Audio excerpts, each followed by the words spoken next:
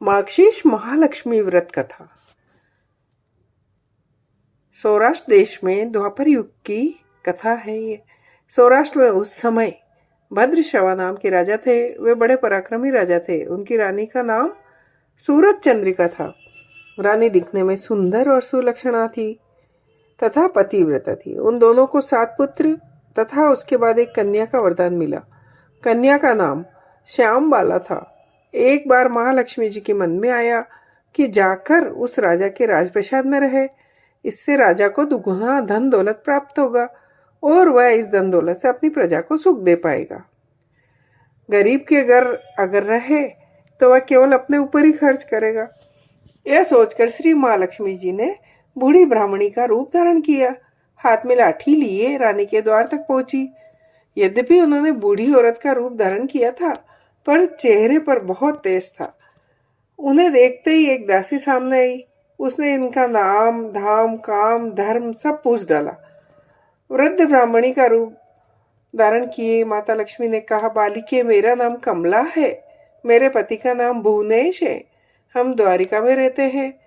तुम्हारी रानी पिछले जन्म में एक वैश्य की पत्नी थी। वह वैश्य गरीब था। दारिद्र्य के कारण हर रोज घर में झगड़े होते थे तथा उसका पति रोज उसे मारता था। इन बातों से तंग आकर वह घर छोड़कर चली गई। वन जंगल में खाली पेट भटकने लगी। उसकी इस दशा पर मुझे दया आई। तब मैंने उसे सुख संपत्ति देने वाली श्री महालक्ष्मी की कथा सुनाई। मेरे कहने पर उसने श्री महालक्ष्मी का व्रत किया। श्री महालक्ष्मी प्रसन्न हुई। उसकी गरीबी दूर हुई। उसका घर संसार दौलत संतति संपत्ति से भर गया। बाद में पति पत्नी दोनों परलोक सिधारे। लक्ष्मी व्रत करने के कारण वे लक्ष्मी लोक में रहे। उन्होंने जितने साल महालक्ष्मी का व्रत किया उतने हजारों साल उन्हें सुख भोग मिला। इस जन्म में उसका जन्म राजघराने में हुआ, परंतु वह श्री महालक्ष्मी का व्रत करना भूल गई। उसे याद दिलाने में आई हूँ। बुढ़िया की बातें सुनकर दासी ने उन्हें प्रणाम किया तथा श्री महालक्ष्मी का व्रत किस तरह किया जाए इस बारे में पूछा। बुढ़िया रूप धारिणी ब्राह्मणी श्री महालक्ष्मी माता ने दासी को पूजा की विधि और महिमा बताई। इसके बाद वह दासी माता को प्रणाम कर रानी को बताने अंदर चली गई। राज वैभव में रहते हुए रानी को अपने ऐश्वर्य का बहुत घमंड हुआ था। संपत्ति तथा अधिकार की वजह से वह उन्मत्त हो गई। दासी द्वारा बताई गई बुढ़िया की बातें सुनकर वह आग बबूला हो राजद्वार पर आकर बुढ़िया रूपी श्री महालक्ष्मी पर बरस पड़ी। उसे यह मालूम नहीं था कि श्री महालक्ष्मी माता बुढ़िया का रूप धारण किए द्वार तक आई है, परंतु रानी का इस कदर रूखा वर्ताव तथा अपना अनादर देख माता ने वहां ठहरना ठीक न समझा। वे वहां से चल पड़ी। राह में उन्हें राजकुमारी श्याम बाला मिली। उन्होंने श्याम बाला को सारी बात बताई। श्याम बाला ने अपनी ओर से श्री महालक्ष्मी माता से क्षमा मांगी। माता को उस पर दया आई। उन्होंने श्याम बाला को महालक्ष्मी व्रत के बारे में बताया। उस दिन अगहन मार्गशीर्ष माह का पहला गुरुवार था। श्याम बाला ने परम श्रद्धा से श्री महालक्ष्मी का व्रत रखा। फलस्वरूप राजा सिद्धेश्वर के सुपुत्र मालाधर से उसका विवाह हुआ। वह धन दौलत ऐश्वर्य वैभव से मालामाल हो गई। पति के साथ ससुराल में आनंद से दिन बिताने लगी। इधर श्री महालक्ष्मी का रानी पर प्रकोप हुआ।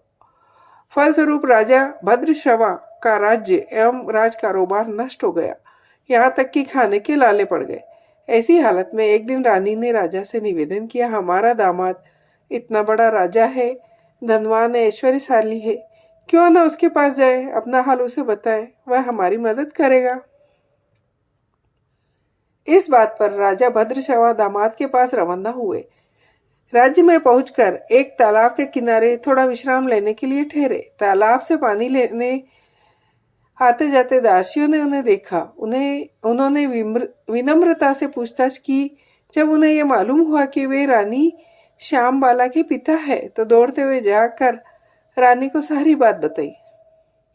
रानी ने दासी के हाथ राज परिधान भेजकर बड़े ठाठ से उनका स्वागत और आदर सत्कार किया, खान पान करवाया। जब वे लौटने लगे तो सोने की मोहरों से भरा घड़ा दिया।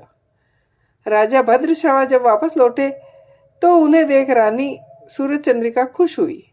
उन्होंने सोने की मोहरों से भरे घड़े का मुंह खोला, पर भगवान, घड़े में धन के बदले कोयले मिले। यह सब श्री महालक्ष्मी के प्रकोप से हुआ। इस प्रकार दुर्दशा में और कई दिन बीत गए।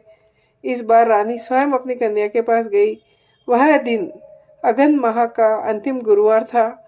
श्याम बाला ने श्री महालक्ष्मी का व्रत किया, पूजा की, अपनी माता से भी व्रत करवाया। इसके बाद रानी अपने घर आई। श्री महालक्ष्मी का व्रत रखने पर उसे फिर से अपना राजपाट, धन दौलत, ऐश्वर्य प्राप्त हुआ। वह फिर से सुख, शांति, आनंदमय जीवन बिताने लगी। कुछ दिनों बाद राजकन्या श्याम बाला अपने पिता के घर आई।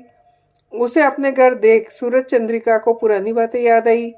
यही कि श्याम बाला ने अपने पिता को घड़ा भर कोयला दिया और उसे तो कुछ भी नहीं दिया। इसी कारण श्याम बाला को पिता के घर आने पर उसका कोई आदर आतिथ्य नहीं हुआ, बल्कि अनादर हुआ। पर उसने इस बात का बुरा नहीं माना।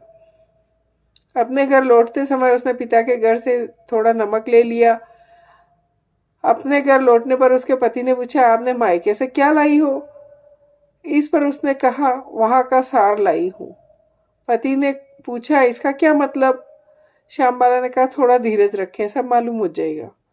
उस दिन श्याम बाला ने सारा भोजन नमक डाले बिना ही बनाया और परोसा। पति ने खाना चखा। सारा खाना नमक बिना था, इसलिए स्वाद नहीं आया। फिर श्याम बाला ने थाली में नमक डाला, इससे सारा भोजन स्वादिष्ट लगने लगा। श्याम बाला ने पति से कहा, यही है वह मायके से लाया हुआ सार। पति को उसकी बात सही लगी। फिर वह दोनों हंसी मजाक करते हुए भोजन करने लगे। कहा गया है कि इस तरह जो कोई श्रद्धा भाव से श्री महालक्ष्मी की पूजा करे, उसे माता की कृपा प्राप्त होती है, सुख, संपत्ति, शांति प्राप्त होती है, सभी मनोकामनाएं पूरी होती है। परंतु यह सब प्राप्त होने पर माता की पूजा को भूलना नहीं चाहिए। हर गुरुवार को व्रत पाठ अवश्य करना चाहिए। इस तरह श्री महालक्ष्मी की महिमा भक्तों की मनोकामनाओं पूरी करती है। जय हो।